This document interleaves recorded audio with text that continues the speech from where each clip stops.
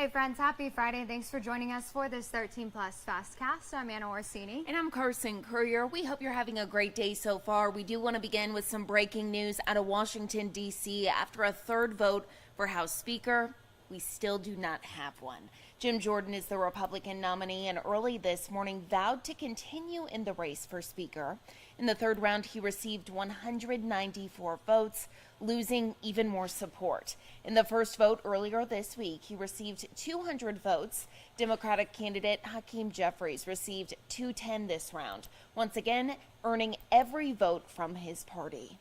And Jordan could only afford to lose 5 votes today. Instead, he lost 25. What's not known yet is whether another vote will be held or if Jordan will reconsider his decision to remain a candidate. As of this morning, he said he will continue running. We do know that the GOP is planning a meeting. They're in a meeting right now, so we'll, of course, let you know what comes out of that.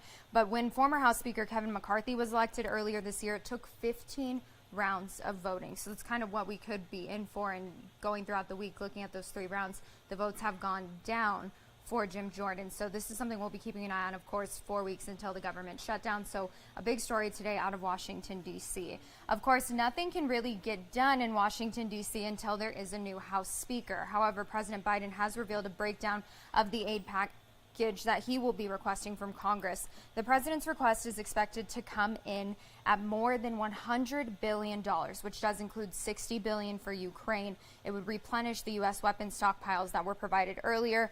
There's also $14 billion in there for Israel, $10 billion for unspecified humanitarian efforts, and $14 billion for managing the U.S.-Mexico border and fighting fentanyl trafficking. There's also $7 billion in there for the Indo-Pacific region, which does include Taiwan. The White House says they're looking for swift action on this, but with no Speaker of the House, it's unclear when any aid package might be able to pass. And new this morning, the American soldier who fled to North Korea facing several charges this morning. On your screen, you're taking a look at 23-year-old Travis King. He was charged with 8 counts by the U.S. Army.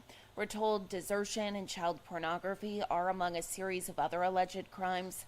On Wednesday, King was detained at Fort Bliss in Texas, where he is being held in pretrial detention. In a statement, King's mother said she believes something happened to her son while he was deployed. She also says that her son should be, quote, afforded the presumption of innocence, end quote.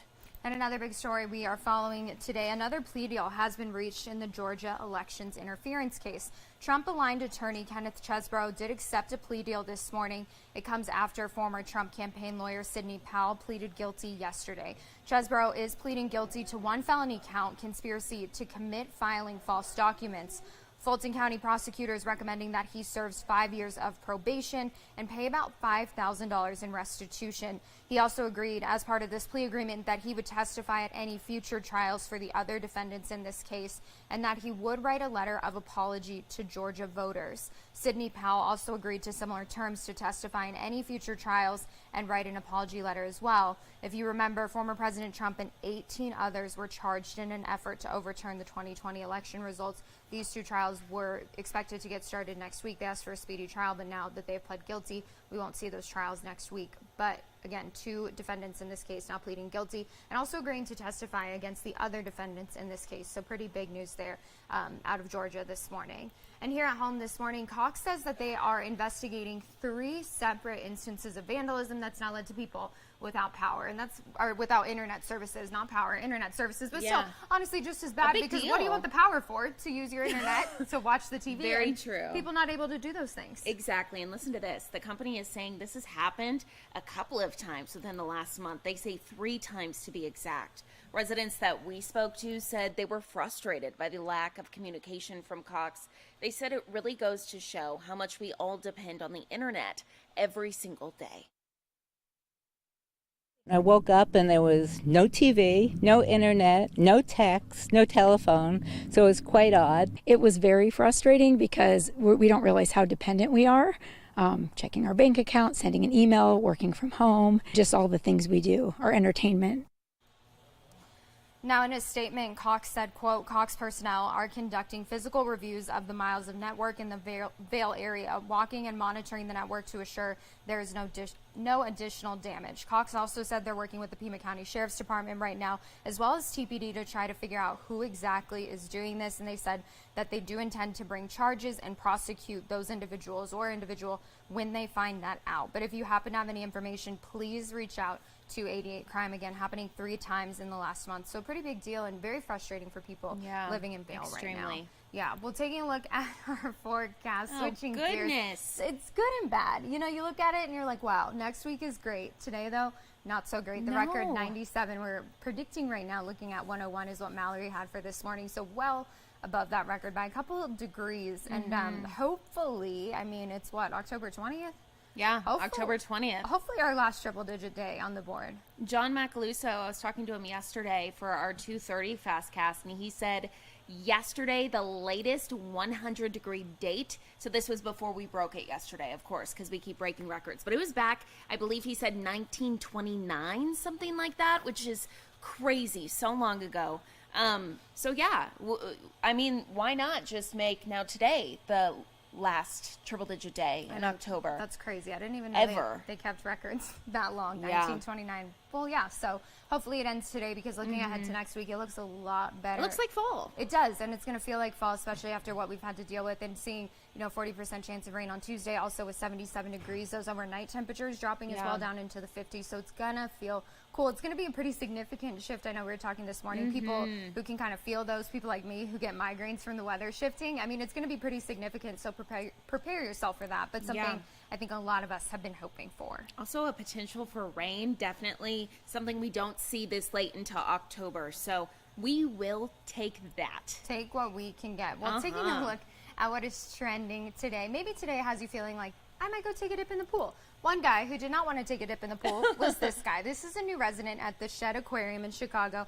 Looking a little bit apprehensive about his first swim. You can see him get in there, and he quickly said, he's like, nope. That reminds me of my dog Harley. Anytime I put him in my parents' pool, he's like, gotta go. No, thank you. So you can see the handler, she begins to ease him into the pool a bit, and he kind of, the little baby penguin, gets some hints from his other friends in the pool around him, and he slowly gets back in. He was being so brave, and then he finally started to figure it out. But it's one of those things, you think that they just come out and they're like, hey, I know how to swim. No. This little guy was like, at first, I don't like it. I don't like the wet liquid on me. Eventually, he came around to the idea, though, look at him. Natural. Just swimming with such delight. He was just scared. Just a little bit scared. Yeah, but even the other penguins checking him out, very, very sweet. And take a look at this. 2 new baby beasts have joined a UK zoo. So cute. I love watching them run around here. So these are baby yaks. Their names, Tonks and Cedric. That makes them even cuter. They were named after Harry Potter characters, and they were born at Whipsnade Zoo, that's north of London. They're becoming best friends too.